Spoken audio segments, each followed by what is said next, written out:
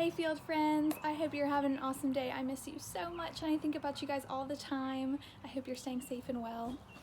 Today we're going to be reading The Children Who Had Roses for Noses, and this book's really special to me because my mom wrote this book. My mom's the author. So it's written by Marilyn Chappell, my mom, and it's illustrated by Richard Dobbs. So my dog's out here with me, so she's drinking some water right now. Hopefully she won't be barking. We'll see. Once upon a time, there was a mommy and a daddy whose children had roses for noses. Like all other children, they spent their days doing fun things like chasing lizards, painting, blowing bubbles, and swinging on their red swing that hung between two oak trees. The only difference was that each day they spent a little bit of time lying in the warm sun while Mommy and Daddy sprinkled drops of water on their noses while singing, "Beautiful, girly, simple and sweet, you are the gifts that make us complete."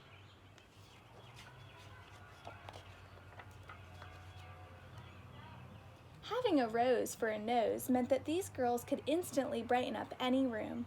The sweet aroma of their noses followed them everywhere. People would constantly say, what are you wearing? It smells beautiful." "Oh, that's just our noses," they would say, with a grin. One day while walking through Castle Park, a little boy shrieked at the sight of the two children with roses for noses. "What's wrong with you?" he said as he hurried behind them going up the slide. "Nothing's wrong with us," stated Ellie, the eldest child, as she threw up her hands and zipped down the slide. The youngest child, Skylar, stayed at the top of the slide and asked the boy, "What do you mean?" The boy disgustedly replied, "You have a rose for a nose and you look like a freak." The youngest rose-nosed child hung her head and climbed down the ladder to find her sister, her mommy, and her daddy. Skylar wasn't sure what freak meant, but by the sound of the boy's voice, she knew it couldn't be good. Suddenly, she noticed that there was a group of boys and girls gathered together in the far end of the park, pointing and snickering at her and her sister. Hanging her head even lower this time, she searched for her mommy and daddy. On the way home in the car, Ellie was saying that she loved Castle Park and couldn't wait to go back. Skylar sat quietly thinking about how humiliated she had felt by the other kids in the park. When her mommy and daddy asked if she was okay, she smiled weakly and nodded her head.